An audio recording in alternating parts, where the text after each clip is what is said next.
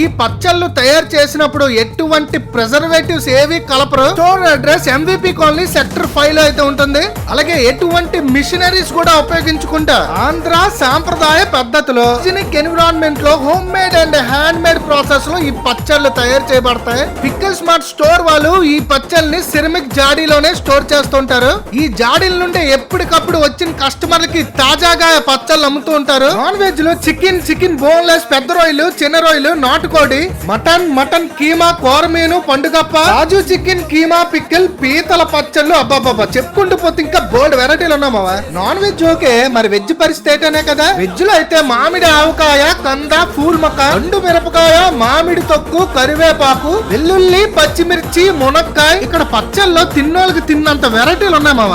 Andhra special వడియాలు, కారపొడులు కూడా ఉన్నాయండి. వైజాగ్ లో ఒక మంచి రుచికరమైన పచ్చళ్ళు తినాలనుకుంటే పిక్కల్ మార్ట్కి రావాల్సిందే గాయస్.